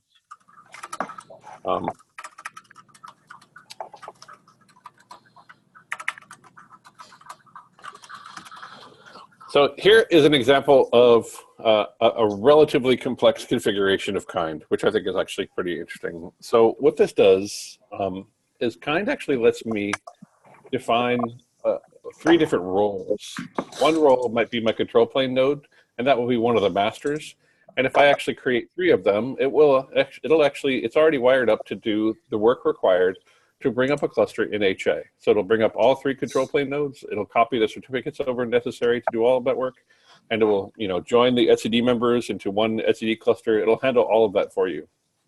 One of the other benefits is, again, very similar to what John was showing you earlier with Kustomize, is that it has actually integrated Kustomize, and it allows you to overwrite the configuration of your kubeadm.conf leveraging Kustomize. So in this example, I wanted to set my networking configuration to something that would be compatible with Calico. And so without having to actually modify Calico's IP pool, I just wanted to set the pod subnet within my kubeadm.conf to 192.168.0.0/16. And so I can actually apply this config patch, which is more similar to the overlay mechanism that John showed earlier, where I can actually, just make sure that I'm anchored. The object I want to modify is kubeadm.k8s.io v1 beta 1. The kind is this, the name is that, and this is actually what I want to overlay, and it will modify my configuration on my behalf. The next thing I wanted to try was actually, I wanted to try out IPVS configuration as a kube proxy implementation inside of a kind cluster. And so now I'm going to show you, bringing up this cluster, which is actually pretty interesting. So I'm going to go ahead and do kind create cluster config name equals kind1. And what happens here is it'll actually, again, do the work of standing up a Kubernetes cluster on my behalf. Each of these boxes represents a single node. So as we know, as we see from the list here, I've got 5 total nodes, 3 control planes, 1 external load balancer, 1 worker. And so I should have 5 boxes here that are each being prepared. And what's happening in the background is that it's effectively creating those 5 Docker containers, and it's building those Docker containers out of the. Not what I want. I want to split horizontally.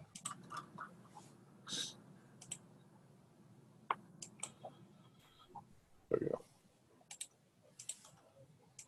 All right. So Zoom, being the resource hog that it is kind of slowing me down here, but.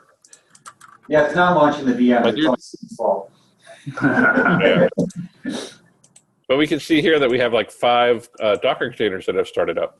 So if you go to kind and you go down here to the view documentation page, kind actually has a kind create cluster component, which will actually do the work of standing up the cluster for you. But it also supports the idea of create node and create base image. And your base image is what makes up that underlying operating system. So as Nick pointed out earlier, there's no Vim already installed in the operating system.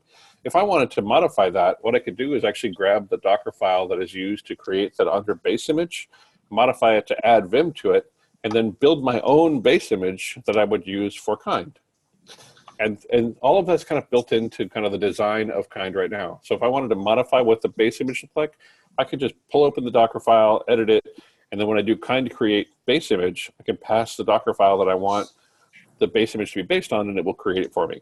And the same is true actually for the node image, which is the kind of the next layer. Kind thinks of every node as two layers, the base image and also the node image. The node image is actually just bundling in all of those bits necessary to create the Kubernetes cluster itself. So for example, the node image for the load balancer might include the HA proxy configuration and the particular HA proxy packages that would be necessary for that particular image to start. Or for a master or for a worker, it would include kubectl, kubectl, kubeadm, and all of those actual images that are necessary. One of the interesting things about Kind create node image is it will actually, if you already have like the Kubernetes code base checked out locally, you can have it build against your particular branch of the kubeadm code base or the Kubernetes code base. And so kubeadm, kubelet, all of those binaries that you're using will actually be pulled from your own build rather than being pulled from some public build. This is a great way of actually doing like local testing for kubeadm. And it's kind of in line with what I was talking about before with like being able to bring up a Kubernetes cluster to debug these things. So if we go back to this Kind create cluster output, what's actually happened here is it's gone ahead and created the 5 images. It started the external load balancer, which is just an HA proxy instance running locally. It started the control plane. It added the other control plane nodes, and then it started my worker nodes. And then it gives me an output of this piece where I can actually specify, I can set my kube config to what the resulting kube config is. And if I do kubectl get nodes, I can see these nodes running at the version that was used to install it. If I wanted to customize this, again, all I would have to do is build the kindest node that was at my particular version. And so that's actually pretty cool stuff. By default, right now, Kind uses Weave as a network CNI. That's why you see all these images as ready. If I do get pods -- all namespaces, I can see Weave being deployed across all four of my nodes. I can see the proxies, the schedulers, all these static pods that kubeadm actually manages. And remember that kubeadm is doing all of this configuration. So it's all pretty cool. So I'm going to go ahead and delete this cluster, and then I'm going to show you another thing, which is a relatively new capability of kubeadm. Yeah, so really quickly, something I was like looking at Kind when you were setting up, and I'm like, that logging looks really customized. And I totally thought it was the Kubernecorn logging that our friend Chris Nova created. Regrettably, it's not. It's some custom logging that they set up as part of it. But that might be a good PR, adding some color to the logging. They'd probably take it. That's awesome. I like that. If you guys haven't seen you humans haven't seen the Kubecorn logging, it's pretty fun. I really like it. That's true.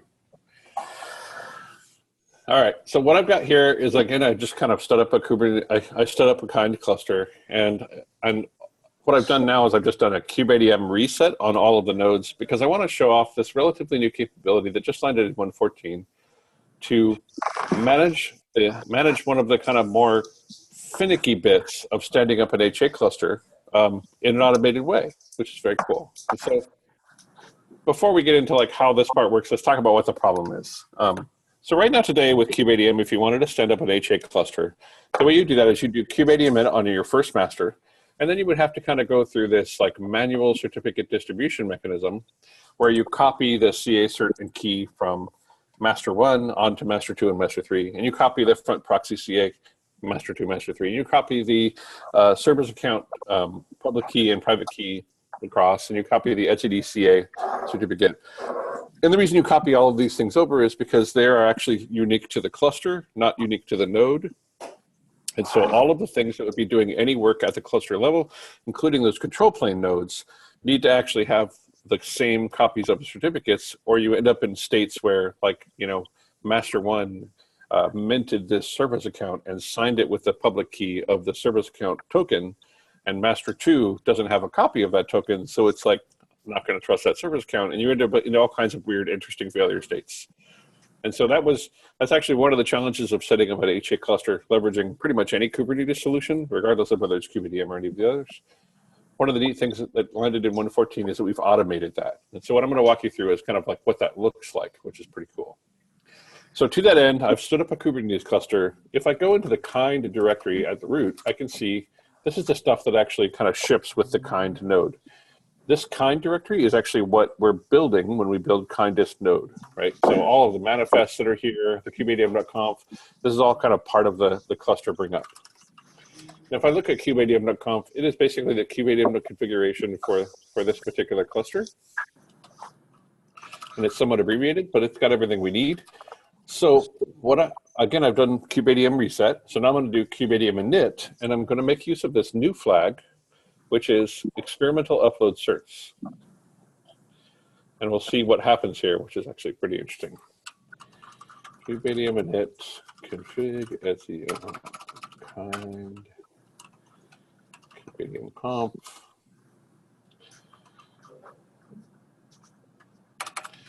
And then it'll complain.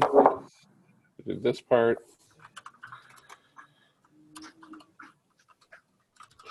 So what I'm doing here is I'm ignoring pre-flight errors all. Remember that what I'm doing here is standing up a Kubernetes cluster inside of Docker containers, right? And so a lot of the configuration that the Docker container is exposed to is configuration that I use as my daily driver Linux host. So like the version of Docker is maybe not the specific version that it wants. There's a bunch of other stuff that it might want to check that it would complain about. And so I'm just going to go ahead and ignore the errors and start this up.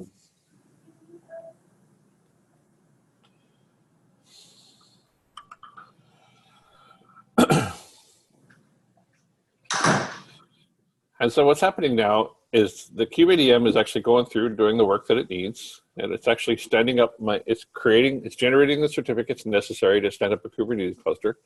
It's generating the kube configs, and then it's generating these static manifests that will be hosted in SE Kubernetes manifests that will create the API server, the controller manager, and all of that other stuff.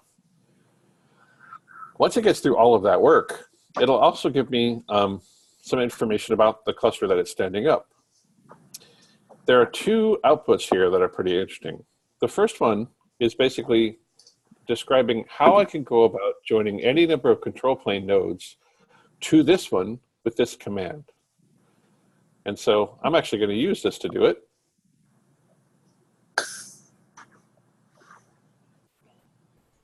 First, I kind of want to talk about what this command does.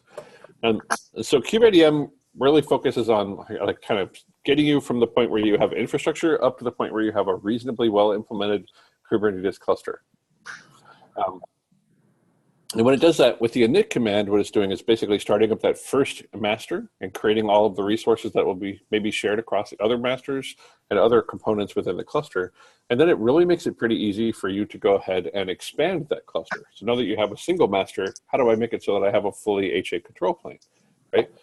And what the output of here is like, if I need to stand up an HA cluster, all I have to do is run this on 2 other nodes, and I will have an HA control plane. It will take care of all of that for me. And so I want to show off that capability. So I'm just going to copy the output of this command and pop it over here. To break down what's happening here is that I defined as part of my kubeadm.conf a token that could be used as an authentication mechanism for these other nodes. And I've also described what the CA cert hash is. And in this way, when kubeadm on this new node tries to authenticate with the old node, it says the CA cert better match this or I won't trust it. This is the hash of the certificate being hosted or being used to serve the API server on that first node. And then this experimental control plane says, bring up another control plane node, not just another node. And the certificate key, this is the new stuff. The certificate key means this is a unique key that is used to encrypt the secrets that were uploaded as part of the experimental certificate upload. So if over here, I do export kubeconfig or kubeconfig equals etsy kubeadm.conf, I do kubectl get secrets -n kube system, I can see that I have this kubeadm certificate. Oh, it's there. Oh, it ends up in kubeadm, so it's there. Yeah. Okay. If I look at that secret though, -o YAML, I can see that these things are all encrypted. And if I this is not encryption, but you get the idea. If I do echo base 64 minus D, this is encrypted text, right? This is not something that a user could read, and it's encrypted using AES GCM, and that key, that is the certificate key. So this key right here is actually what's being used as the encryption form. It's symmetric encryption. And so even if somebody were to get a hold of this secret, because secrets are not particularly well kept within Kubernetes, if somebody were to get a hold of the secret, they would still need this certificate key to decrypt this stuff, this high-value key material, and make use of it, which is pretty cool. So since I'm giving this decryption key to my new control plane node, it will be able to do a fetch of this secret material and decrypt it and make use of it. So let's watch that. Oh. I never get tired of that trick. Hold on. Equals all. There we go. And so we can see that it's downloading the certificates. We can downloading the secret kubeadm certs to the kube system namespace, and then it's going to actually make use of those certificates, and it will generate any certificates that are node specific. For example, the etcd peer certificate will be unique to this node. The health check client, API server, etcd client, all of those certificates are unique to this particular new node, but the ones that are going to be reused are going to be the existing certificates that we just downloaded. And so now if I do over here, I do kubectl get nodes, I can see I have control plane and control plane 2, and I also know, and then, sorry, I was going to say the other thing I wanted to point out here was that one of the other really interesting thing that's happened is that the automation that's built into kubeadm is also doing this part, right? And so what's happening here is when I stood up that new control plane node, I used all the certs from the first control plane node that I needed to, but I also went ahead and made the calls necessary to join this new etcd node to the existing etcd node to now have an etcd cluster of 2 members. That's pretty cool. So let's bring up control plane number 3 here. And we'll do the same command that we did before.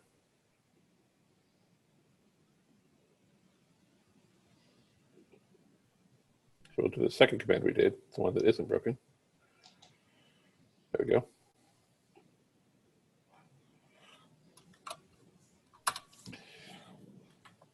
And again, this token isn't meant to be used by just one node, right? All of these tokens and these secrets are actually useful for any number of things within a 2-hour time period. So that was the other thing I wanted to talk about, was like, as part of this security mechanism, what we've done is we've actually, if I, again, go back to that secret, I can see that the secret that's being created, the owner reference, is this bootstrap token.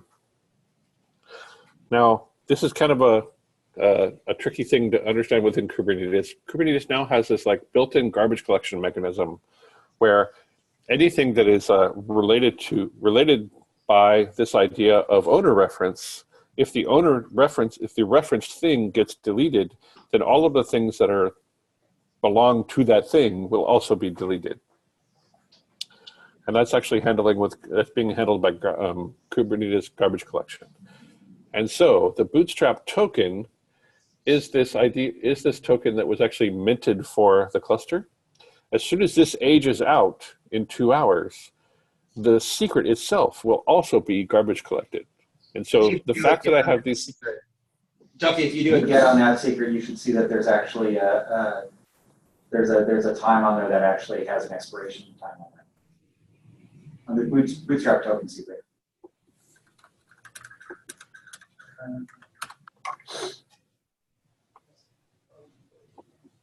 No, yeah, bootstrap token dash BFC. Oh, on the bootstrap token, yes, that's right. Sorry, I was like, it's not on the secret? Okay, now it makes sense. So kubectl, SA, actually, what would it be? It would be... It's secret, it's a secret. It's a secret, yeah. Dash and system, bootstrap token, dash OYAML. Yeah, there we go. So expiration. Oh, yeah. A very clear number. Well, I mean, I know. Base 64, because Everything is. mistakes were made. Oh, yes. So it was created at 329, 2019, 2233 Zulu, and it will expire at 0033. So that is, yeah, basically 2 hours. It'll keep around for 2 hours, and then this token will be deleted. It'll be garbage collected by the Kubernetes controller, GC controller. And because of the owner reference built into the secret above where the certs are, that will also be garbage collected. Actually, so it's not the garbage collector that does this particular one. The expiration is a bootstrap token controller. It's a separate controller, right?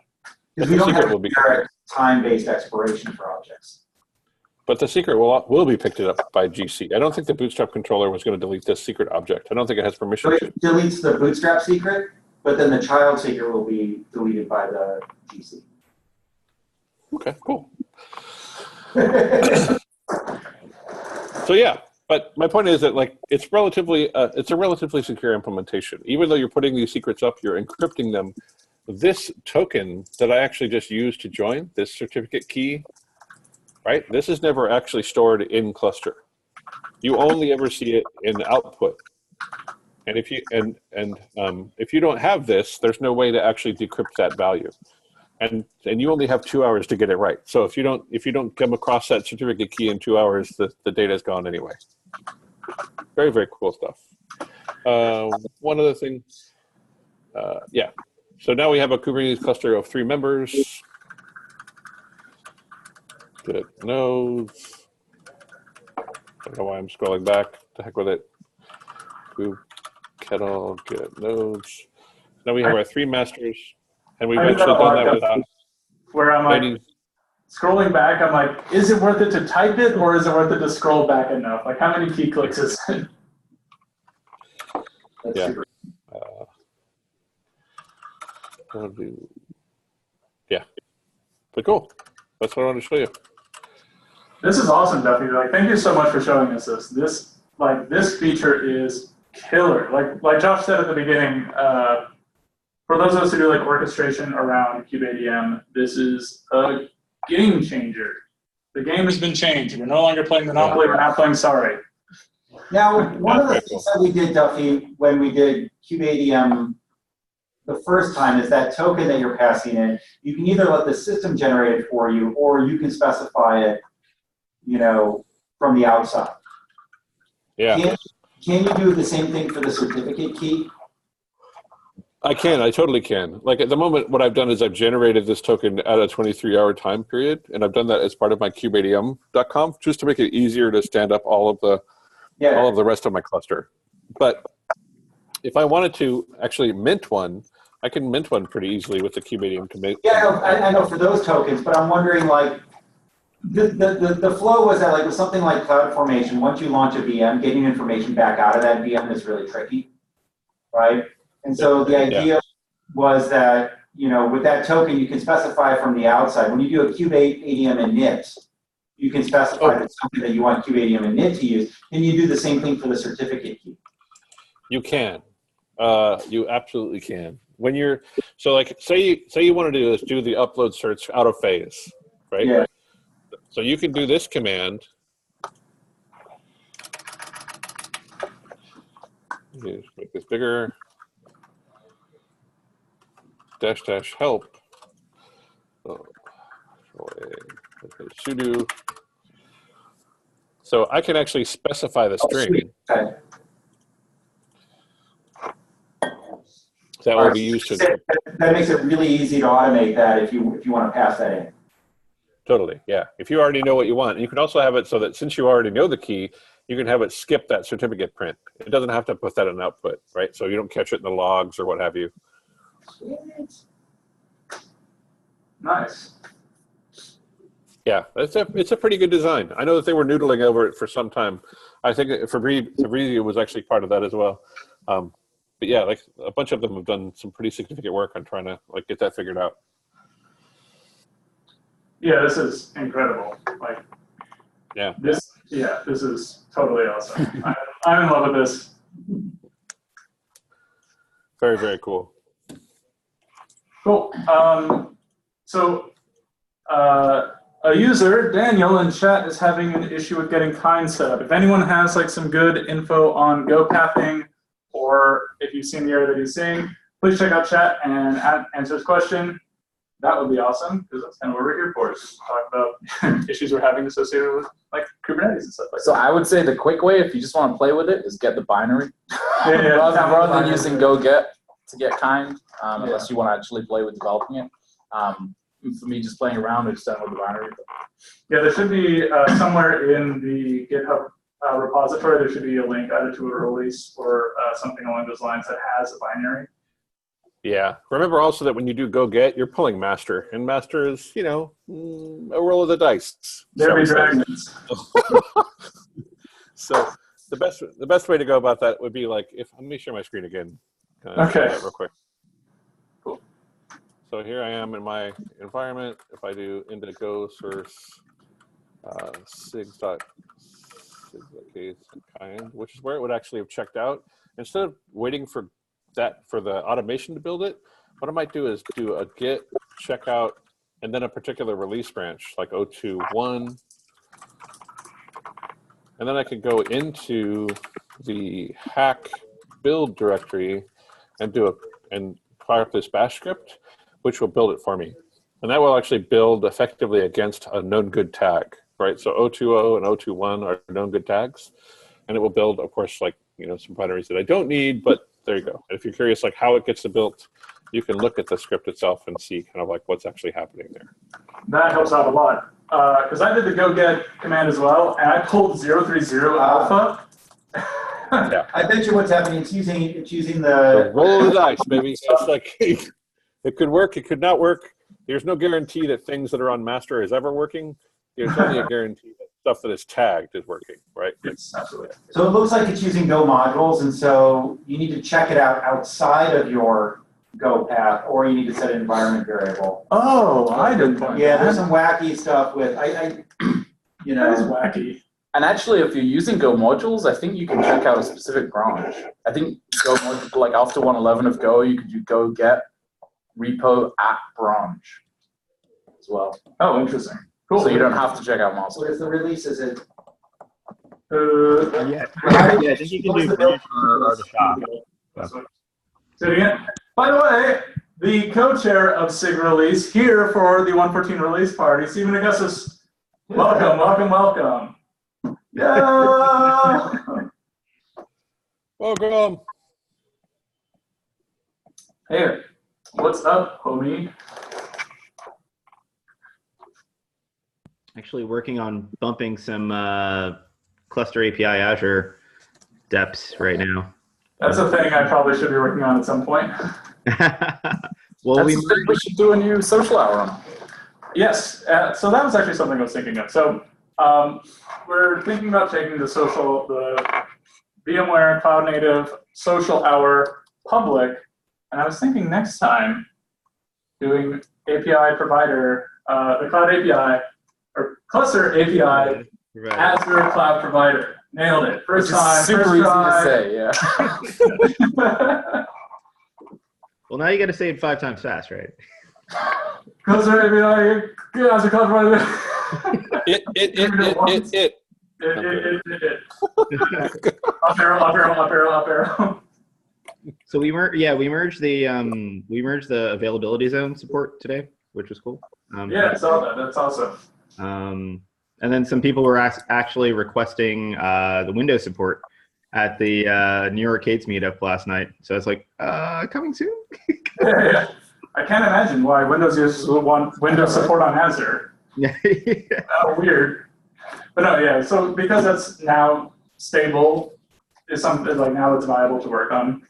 So for everyone who doesn't know, Stephen Augustus and I are co-maintainers of the Azure cloud provider for Cluster API. Just CapZ. That's CapZ is, yeah, we call it CapZ. Definitely known as CapZ. Yeah, we really dig it.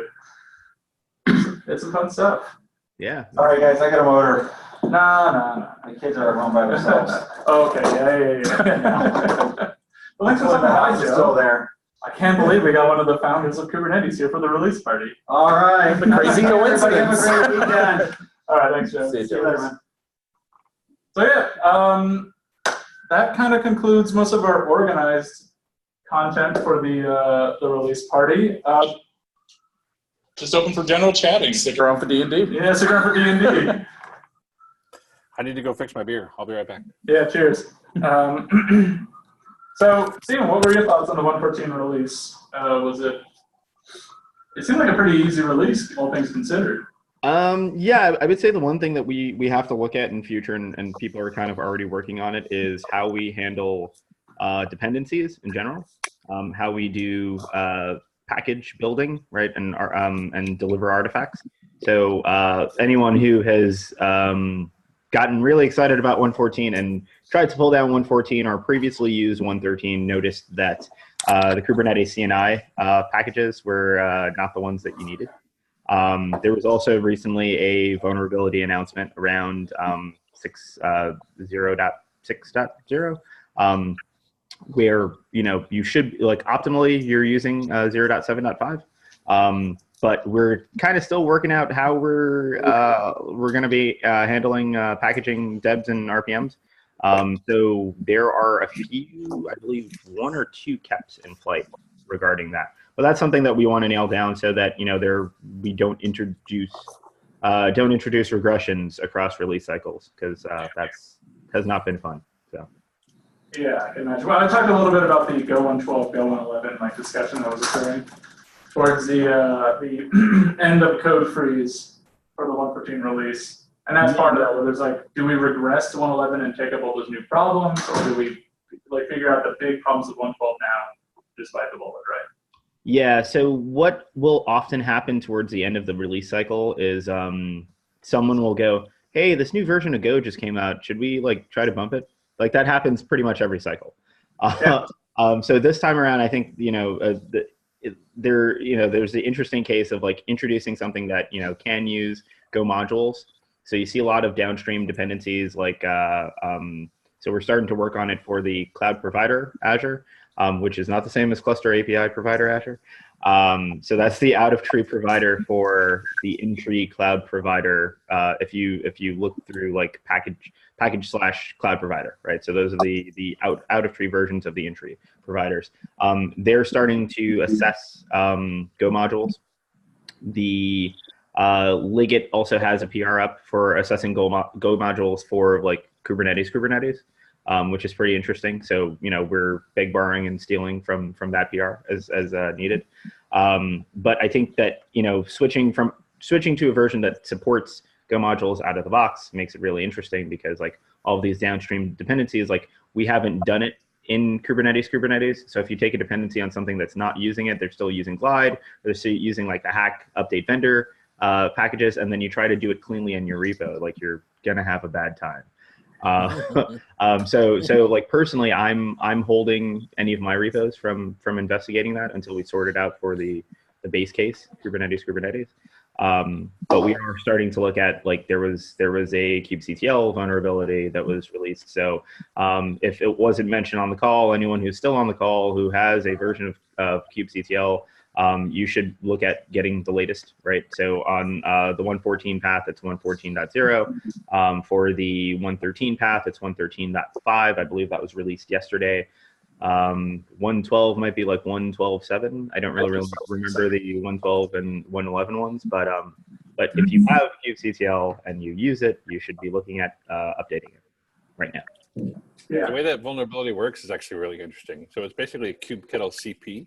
Yeah. And so the idea is that like if you had like if you're going to copy something from an exploited container within your Kubernetes cluster, that exploited container could describe within the tarball something at a different path.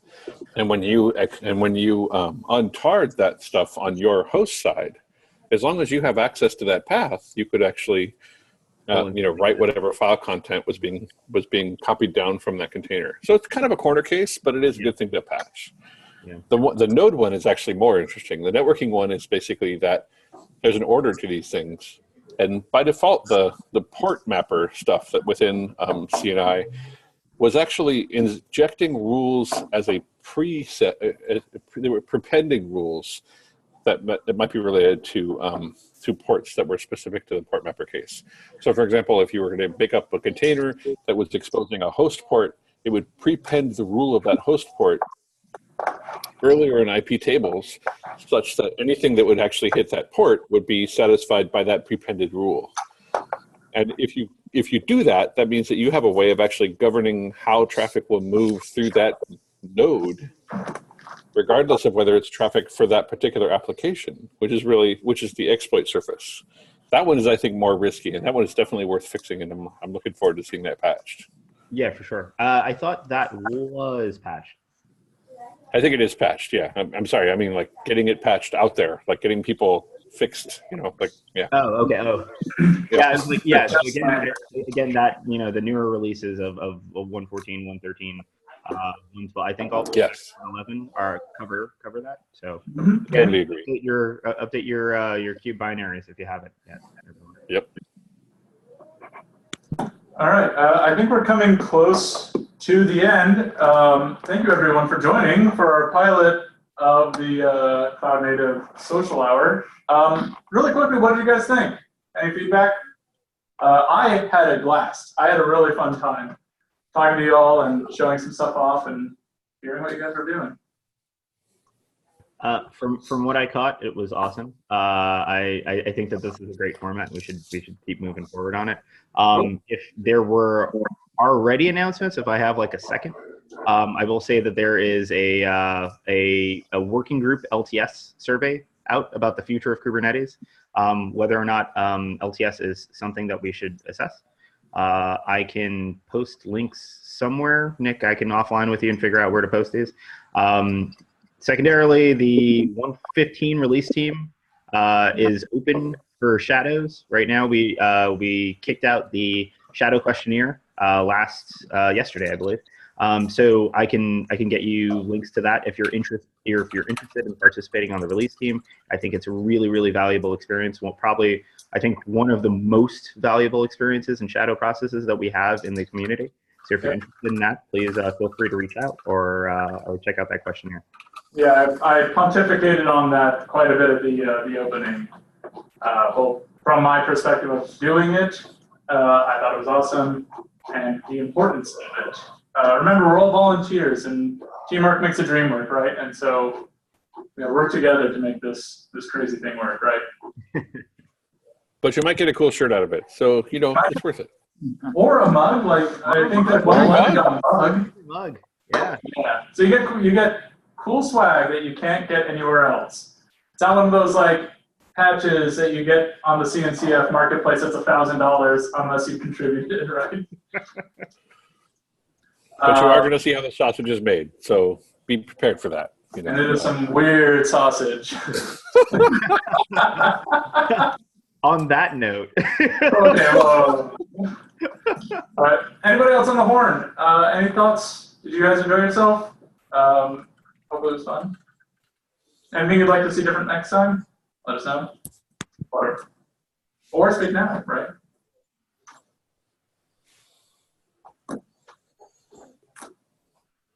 I put a link for the LTS survey in the chat, so if you're interested in that, you can just catch that link right there in the chat. Cool. All right. Well, thank you so much for joining. I had an awesome time, and I think we'll be doing this again pretty regularly. Right on. Bye, everyone. Thanks for joining. Thanks for joining. Thanks all. Thanks, Nicholas. Bye. Later. Bye. Weekend. Bye. Bye, bye, bye.